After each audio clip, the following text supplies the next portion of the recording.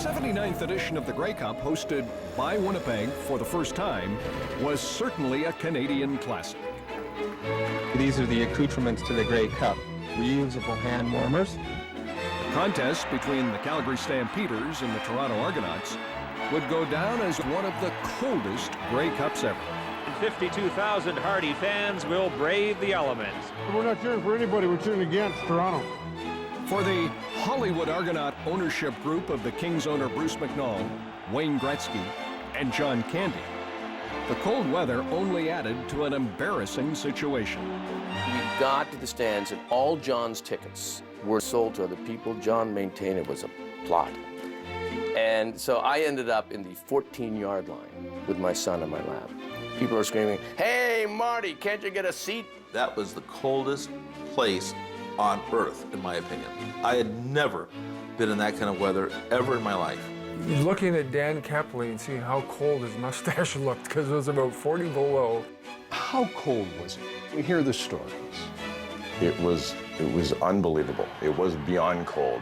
I think they had like 2 heaters that were there on the sidelines, and one was for Rocket, and then one was for Dunnigan. The rest of us, you know, we stood around like cows, you know, in the wind, huddling for warmth. First of all, my body fat, especially at 21, was like -7. Prunster, his body fat level was like somewhere close between walrus and whale. So he was warm. The big story at Winnipeg Stadium today, the Argonauts' declaration that Matt Dunnigan will start at quarterback. Everyone was shocked that Dunnigan was playing, and that included Argonauts head coach Adam Rita. I was standing next to him in warm-up. He threw the ball, and it sounded like a ratchet, like that. And I went, "Matty, you gonna be all right?" "Coach, I'm ready to go hunting." 1 week earlier, the Argonauts starting quarterback had broken his collarbone, but Dunnigan, desperate for his first championship as a starter, argued that if he was shot up with painkillers, he could play. Unless his parents, his wife, and a doctor clear him, I'm not going to put his career in jeopardy. At that point, I decided if I didn't play again, it was worth risking and everything. I said, if we can do it, let's roll the dice. On the first play of the game, Toronto took an early lead. It's intercepted by Ed Barry. Barry down the sidelines, touchdown! On the next possession, Calgary would turn the ball over again, but trailing 8-0. Stampeders quarterback Danny Barrett began to settle his team down. Danny Barrett's giving them a real clinic out there on throwing the football. Stampeders made a couple of early mistakes, but since then, the momentum seems to be shifting. In the CFL game, being patient is not something that people want to do. But we were patient, and that was a part of our game plan. For 3 quarters, Calgary piled up the yardage. And for 3 quarters, Toronto held the Stampeders to just 1 touchdown. The Argo defense was tiring, and their offense was struggling. You gotta wonder how many hits Matt Dunnigan can take on that shoulder. Trailing 14-12, the Argonauts had only 6 first downs in the game. They needed a big play. I remember I saw with a safety when we were running the ball, was kind of leveling off. So I says, you know, let's fake the draw and throw the ball down the seam to DK. The last thing I wanted to do was turn my back to the defense on a play action fake and then have to relocate my reads. And Adam says, if you don't do it, Foggy's going to go in, and he's going to do it. I went, okay, I'll call the play. Dunnigan fakes inside, steps up, throws deep for Darryl Smith. He's got a touchdown! It's like, okay, you know, thank God for Adam Rita. With one flip of the arm, Matt Dunnigan doubles his passing yardage for the game. But the Stampeders responded with a touchdown of their own. Looks to the corner, Pitts, touchdown! We've got a 1-point ball game with 10:39 remaining. And I think it's quite obvious as you listen and watch the fan reaction at Winnipeg Stadium that the majority of spectators are cheering for the team in red. What followed is an iconic moment in Grey Cup history.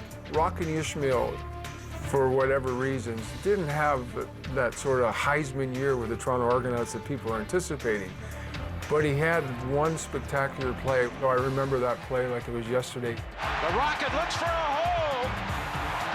If he gets to the outside this time, he's gone. Goodbye.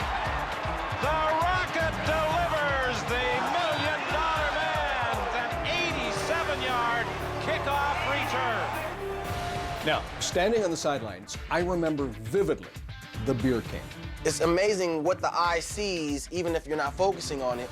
And it was just like, I thought it was like a snowball or something, you know, came down, hit the ground, and I was just like, hey, there's snow everywhere, so why not a snowball? But afterwards, they told me it was a beer can, and it was very funny because I definitely would not have wasted. That was a good day to have a cold beer. The Stampeders would not recover. Deep throw. Touchdown, Lasati. They really could have won that game very easily. I think we had over 400 yards, and they had a lousy 175 yards. But, you know, football is a game of big plays, and they made the plays when we didn't. Barrett looks to the end zone. It is intercepted. That will guarantee a Toronto Argonaut Grey Cup triumph. Some sting in there for myself, you know. As I look back on it, that was my last opportunity, you know, to play in a Grey Cup. It slipped out of our hands. It was destiny, and nothing was going to stop us from winning that football game.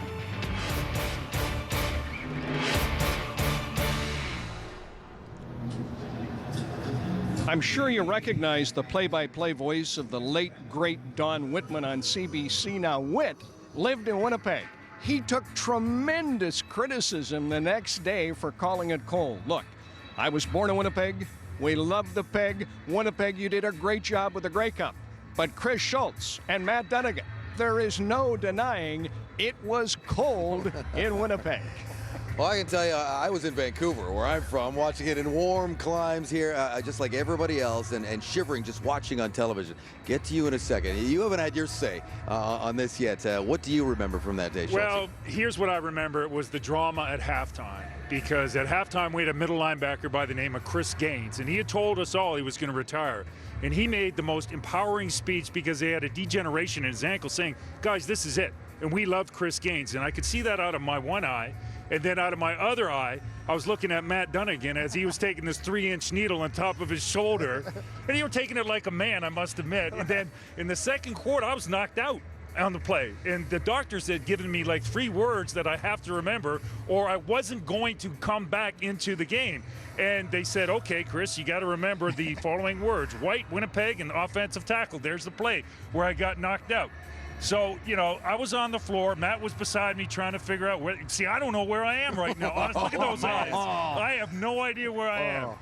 So it was this trio of adversity, this drama that we all had to go through, and that was my single greatest memory. Now, the doctors did come back to me, Matt, and they asked me for those words, and I said, well, okay, I think it's blue, and I know I'm from Toronto, and I play football. And they still let me on, and I appreciate that so much. Now, in these days, those things don't happen. That's not flying Schultz, but I remember vividly the week before Schultz, and the Winnipeg Blue Bombers were an arch rival of ours, and they really got underneath our skin the way they yapped all the time. They came into our house, and we played in a game. You and I experienced a game and execution at such a level. It was phenomenal. We were beating them 33 to halftime, and right there I go down and break my collarbone, and that sets up the drama for the following week. But I tell you, we would have won that football game even if I didn't play. Because we had the best backup quarterback in the history of the CFL, and Ricky Foggy. Let me say this: you don't get enough credit for putting your career on the line. No, and rolling the dice in trying to get that win. You know, everybody out here today is in a similar situation. They are. There's needles going on. There's all kinds of duct tape back in these locker rooms. And these guys are preparing for the finality of the game, and a lot of them, it could be their very last, just like that ball game. Both of you got a ring. You told me you actually never watched that game in its entirety yet. I've never seen it. Never seen it? Like, you've seen highlights, obviously, here and there. But that's the only highlights I've ever seen. Yeah. Well, a memorable Grey Cup, to say the least, you know, for you guys, and great stories. I just love listening to these guys. I've been with these guys for 10 years, and still I get new stories all the time. So thanks a lot, boys. Here's the coach that you beat that day, Wally Buono.